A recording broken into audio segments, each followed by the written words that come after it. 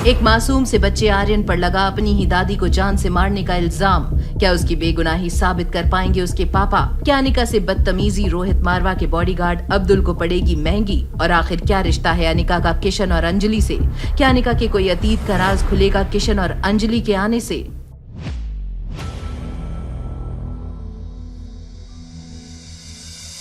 जिस अनिका को अंजलि मल्होत्रा कल शाम से ढूंढने की कोशिश कर रही थी, उसे अचानक हॉस्पिटल कॉरिडोर में देखकर उनकी खुशी का ठिकाना नहीं था। वो अनिका की तरफ दौड़ने लगी।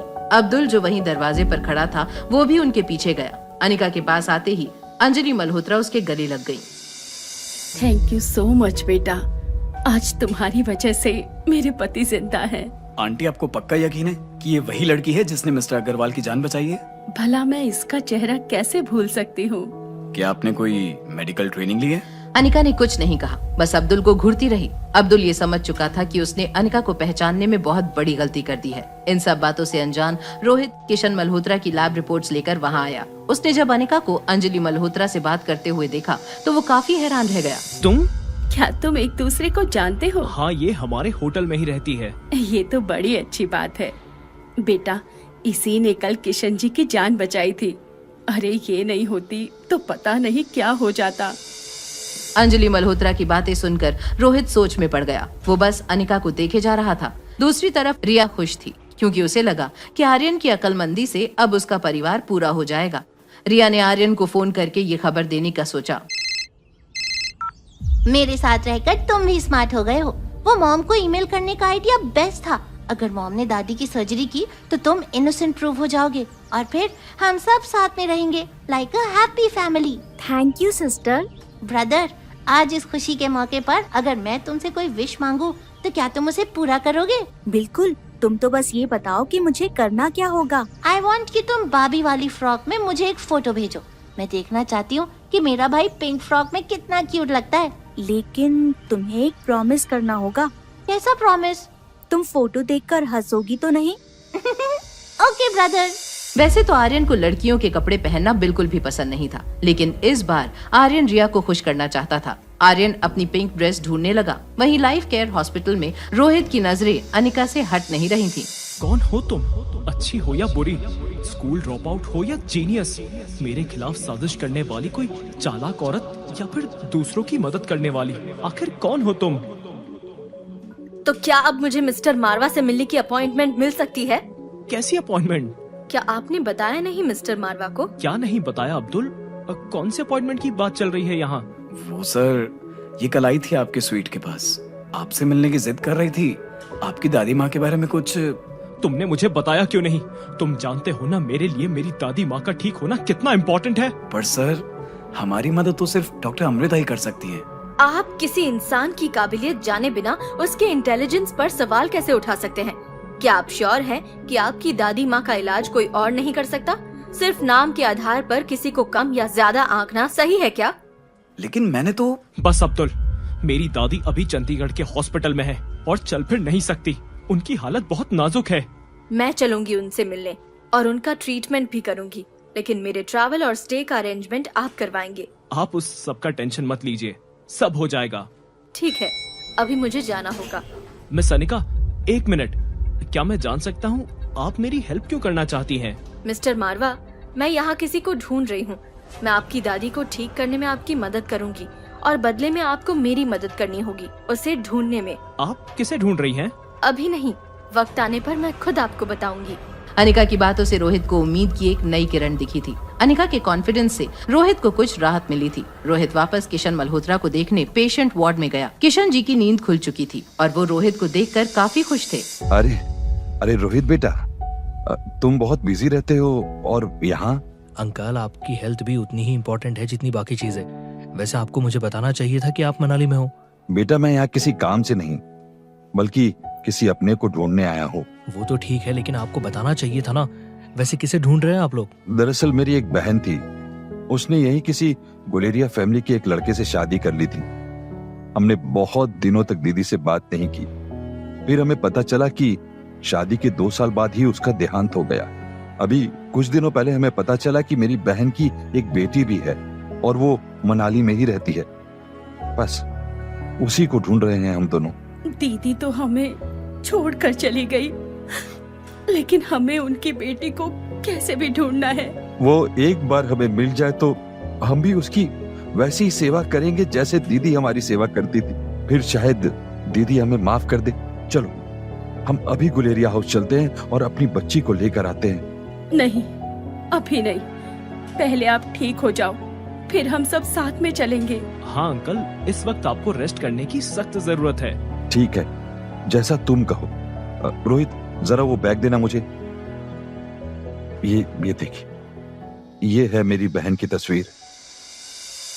लेकिन ये तो वही लड़की है जिससे रोहित बेटा, अभी हम जिस लड़की से मिले वो तुम्हारे होटल में ही रहती है ना? हाँ आंटी। क्या तुम्हें उसका नाम पता है? हाँ, अनिका नाम है उसका। और सरनेम? अनिका गुलेरिया नाम है उसका। अनिका गुलेरिया। अच्छा बेटा, क्या तुम मेरी एक मदद कर सकते हो? मुझे अनिका के बारे में कुछ इन्फॉर्मेशन चाहिए थी। अब्दुल, अनिका की फाइल लेकर आओ। जी सर। तुम ऐसे पूछताछ क्यों कर रही हो? किशन, कल होटल लॉबी में जिस बच्ची ने तुम्हारी जान बचाई थी, ये वही अनिका है। उसे देखते ही मुझे लग रहा था कि हमारा कोई तो रिश्ता जरूर है। शायद वो ही हमारी अनिका है। सर, ये रही फाइल। ये लीजिए आंटी। किस्मत का खेल कहे या कुदरत का कोई करिश्मा, जिसे हम ढूंढते हुए आए थे उसने हमें ढूंढ लिया। मतलब अनिका ही? हाँ बेटा, अनिका ही मेरी बहन स्वाति की बेटी है। रोहित बेटा, प्लीज उसे मेरे पास ले आओ। अब्दुल, अनिका जी यहाँ अपनी बुआ से मिलने आई थी ना, तुम जल्दी से जाओ और उन्हें यहाँ लेके आओ। किशन अंकल की आंखें तरस गई थी उनकी भांजी को देखने के लिए। अनिका हॉस्पिटल से जा चुकी थी और अब्दुल किशोर को निराश नहीं करना चाहता था, इसीलिए वो अनिका का नंबर रिसेप्शन से ले आया। थैंक यू, ये नंबर हमें हमारी अनिका तक पहुंचा देगा। अंकल, आंटी, मैं अब चलता हूँ, मेरी एक इम्पोर्टेंट मीटिंग है।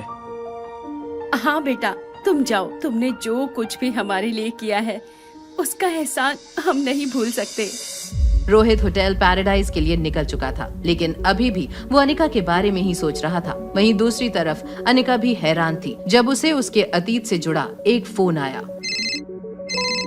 क्या मेरे मामा मामी? हाँ, और वो हमसे मिलने घर आ रहे हैं। लेकिन इतने सालों बाद क्यों? मैं ये सब नहीं जानता, बस तुम घर आ जाना टाइम से। ठीक है, मैं आ जाऊंगी। कॉल रखते ही अनिका के मन में कई सवाल उमड़ने लगे। अनिका अपनी माँ के परिवार वालों से कभी नहीं मिली थी, लेकिन सालों बाद अचानक उन्हें अनिका की याद कैसे आई?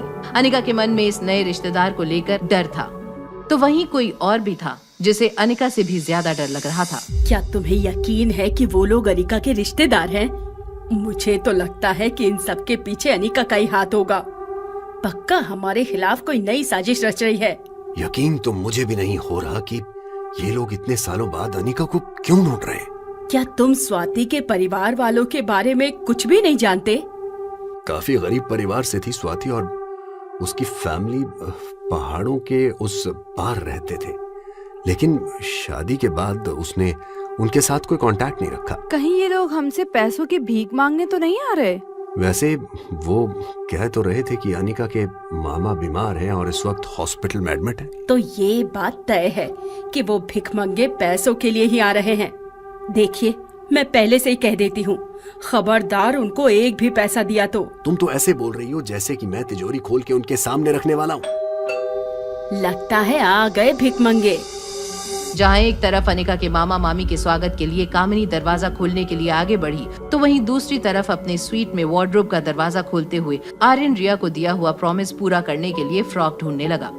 मैंने तो उसे यहीं छुपाया था, लेकिन अब मिल क्यों नहीं रहा? क्या नहीं मिल रहा है? डैड, आप कब आए? मैं तो अभी आया, लेकिन तुम क्या ढूंढ रहे हो? वो मैंने एक ड्रेस यहाँ रखी थी, लेकिन अब मुझे मिल नहीं रही। बेटा, वो ड्रेस तुम्हारे लिए नहीं है, इसलिए मैंने उसे किसी और को दे दिया जिसे उसकी जरूरत है। आप मेरी चीजों को मुझसे पूछे बिना किसी और को कैसे दे सकते हो? आप ही ने सिखाया था ना, दूसरों की चीजों को विदाउट परमिशन हाथ नहीं लगाना चाहिए। No wonder why mama hates you. तुम्हें ये सब किसने सिखाया Aryan? I hate you dad. आज मेरे दोस्त ने एक पार्टी रखी है, तुम मेरे साथ चलोगे ना? यस ऑफ कोर्स, हम सब जाएंगे। क्यों आर्यन? आर्यन के चेहरे पर कोई भी एक्साइटमेंट नहीं थी, उसे बस रिया का प्रॉमिस तोड़ने का दुख था। वहीं दूसरी तरफ मामा मामी के स्वागत के लिए कामिनी ने दरवाजा खोला और सामने खड़े इंसान पर कामिनी की नजर जैसे ही पड़ी वो हैरान रह गई। तो तुम? क्यों दरवाजा खोलते ही कामिनी हो गई हैरान। क्या मामा मामी के आने से कोई नया मोड़ लेने वाली थी अनिका की जिंदगी? आखिर अपने मम्मी पापा को पास लाने की कोशिशों में रिया और आर्यन होंगे कामयाब? जानने के लिए देखिए अगला एपिसोड सिर्फ पॉकेट एफएम के YouTube चैनल पर। और एक लड़की को देखा तो के सारे एपिसोड्स को सुनने के लिए डिस्क्रिप्शन में दी हुई लिंक को डाउनलोड कीजिए पॉकेट एफएम।